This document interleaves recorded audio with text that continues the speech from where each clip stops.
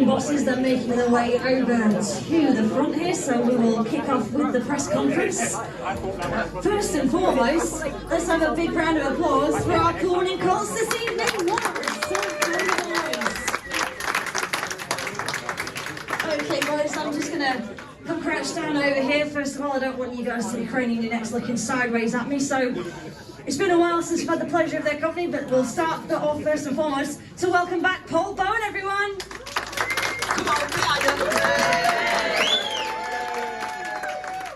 Oh, we missed you, Paul. First of all, looking at the individual scores, going out in your first race and getting a race win, that must have been a huge boost to your confidence. Oh, it was, Hayley. I'm not going to lie, I've had a terrible season so far. Just some people laughing in the background there.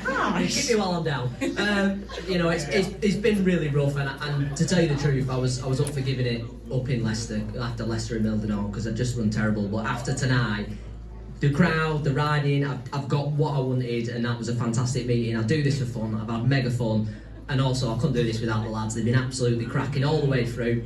The Colts, you know. No one wants to see you quit Speedway, Paul. You're far too great of a character, and I tell you what, when you're putting but I am cracking on a bit. But I mean, when you're putting in scores like that, I mean, what, 3 paid win, 3rd paid win, that's not a bad tally overall. Struggling with maths there, Hayley. I'm trying to do mental maths as quick as I can. It's been a while since I've had to do is that. that right? Is that right? 8 and 2, that, yeah? Come on, boss. Yeah. Yeah, that's it, paid 10. There you go. I get a burger and chips with my dad tonight, with that. I mean, looking down the overall scores, I mean, it's hard to really pick out a standout performer because you all performed so well. I mean, what was going on within the team tonight? And that was such an amazing result, probably your biggest win so far. Revenge and anger. The lads wanted it so bad. Like after Kent, there was a bit of backstage bants with the Kent Royals, and tonight we made them princesses. Come at me, Kent. Well, absolutely. I mean, in the National League this season, obviously, it's the first the top 2 in the table that go through to a grand final. There is no top 4 set up, so points really do mean prizes right now. Yeah, well, I say we wanted the aggregate. We've got the aggregate, and we absolutely smashed them on the day. So that's all that matters. And the lads, we've just had a cracking night. You know, the confidence carries on, and when we come to Berwick, they better watch out. Well, there you go, ladies and gents. What else can we need to say? Paul Bowen, let's hear it for him. And this man going into the number 3 spot, a maximum man on the night. Let's hear it for Sam Hagan. Sam, you look super quick around the National Speedway Stadium. I mean, I asked Paul the question, he's given us his answer. What do you think is the key to the success of this team on home shale? I just think the whole team in general gels, and obviously we're now confident. The track was different to what it usually is, but I think it suited all of us, you know. I think it definitely caught Kent out because it looked grippy, but it wasn't that grippy, but it was more grippy than what we used to have it. But no, it was definitely good tonight, good win. Absolutely. I mean, for the benefit of those who are not maybe familiar with Speedway terminology, what do you mean when you say the track's grippy? More dirt, you need more balls. When I do the wheel, I need some fence. When it hits the fence, did you say, Paul? Yeah. But I mean, I'm running out of adjectives to describe it. I've said it on track many times, Sam. But you guys, but for the shared heat in heat number 15, when unfortunately James Pearson packed up, and the exclusion of Freddie Hodder in heat number 9, it was heat advantages all the way for Belle Vue.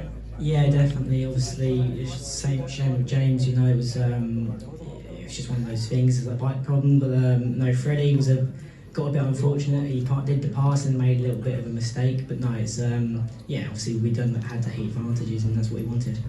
Paul's touched on it already briefly, but obviously we were quite disappointed with the trip to Iwade recently, where we came away with an 18-point deficit after they kind of smashed us with 4 5-1s in the final 4 races. But did we maybe expect a little bit more from Kent than we got today? Obviously missing Nathan Ablett, I think that was because he rode it last year, so I reckon that was the main. They missed that massively, you know, and Kent wasn't very good for any of us. Obviously, we was in it the whole time, and then the last 4 or 5 heats, it just went up. We didn't go our way, and obviously I didn't do very good, but no, it is what it is, and yeah, we got it back today. And a quick word individually, you're heading off to Glasgow next weekend for the British Under-21 final. You won the qualifier at Workington. What are your thoughts on the competition going into that match? Obviously it's hard because there's a couple premiership and good championship riders, but obviously if you're riding good in the day, anything can happen. And I feel like my starts are getting better. I change a couple of things, and if I make starts, I definitely fast. So just see what can happen. Well, we wish you the very best of luck. Let's hear it for Sam Hagan, everybody. And this is the first time we've had a chat with this man in the press conference. He goes quietly about his business at Belle Vue. Let's hear it for Matt Marson, folks. And Matt, when you first came to Belle Vue, you've been on predominantly smaller tracks throughout your career, obviously Mildenhall being the most prominent one. You really wanted to tackle a track like this because you wanted more experience at bigger tracks, I believe. Yeah, definitely. Growing up, I grew up on a 142 metre track back home, so you really had to turn a bike. Smaller than Plymouth, for all those that have been there.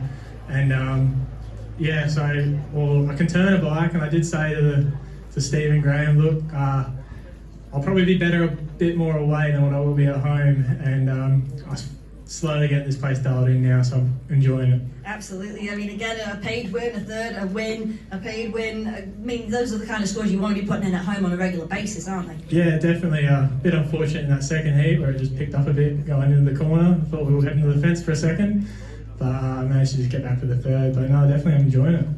Was that maybe a sort of a I want to say, you use the term mistake loosely, but there was a lot of material on the outside, wasn't there? It was quite early on in the meetings. So was it just that material got the better of you a little bit there? Yeah, so I think it went, James just ran Hooky a bit hard, and then Hooky just naturally just had to start moving out, and I was already there, so I just went more into the thicker stuff, and it caught me out and picked up. So that's what Sam means by it's grippy and more dirt. Absolutely. Well, you managed to salvage the third spot, which was, very skillful. Other riders may well have fallen down, and they have done, but obviously we don't like to see anybody crash here at the National Stadium, and thankfully it is rare. On the result, though, I mean, you guys hoping to turn over the aggregate deficit, and you did that and then some. Yeah, I was a bit unfortunate with what happened at Kent. We lost Luke, and then, not having Paul and Freddie with other commitments and whatnot, we were practically down half a team, and then having to run number 8. It's tough, especially with that sort of track. It was more of a ride track rather than a race track. And yeah, we just made it a point, like when they come here, let's make sure we could plus 60 it. So we did that. Well, you made your point and then some again. Folks, let's hear it for Matt Marson. Thank you. Steve, looking at that final score, were you maybe disappointed we didn't hit 70 tonight? I think they'll have to lynch me if I start criticising them now. You want to be quiet, Paul?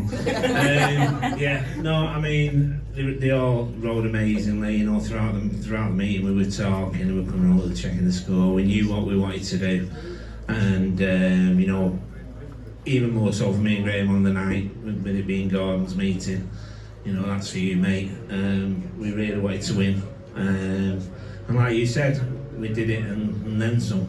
It's difficult, all the lads are racing their hearts out there, so, Freddie was unlucky, he rode really well, and he followed a line in one race before, and I said to him, you came off the corner really low down. I said, you keep it down, you'll get them, and in the next race he did exactly that, and he got up inside me, he just hit a bit of a rut which unsettled him, but that's racing, and I said to him, that was your best race of the night, even though ended up in an exclusion. So yeah, really pleased with how the lads worked, and these lads, they put total effort in and they deserve everything they get out of it. Definitely, and you just said there, obviously, this meeting tonight was dedicated to the former Belle Vue Colts team manager, Gordon Smith, who was in charge of the Colts from 1986 to the year 2000, when you guys took over from him. He was here at the National Stadium when the Colts won the title in 2017, and I mean, the spirit of Gordon must have been with us tonight. I know his family were here with us as special guests. Yeah, Sandra's over there.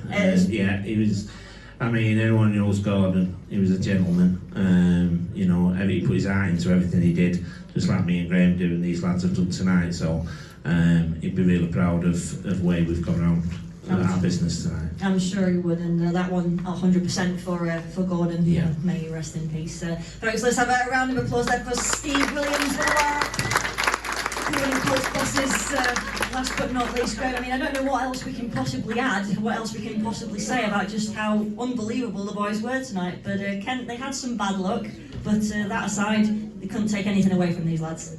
Yeah, I don't know how much of it was Kent having a bit of bad luck and how much of it was just us riding really well and, you know, everybody being on form on the day.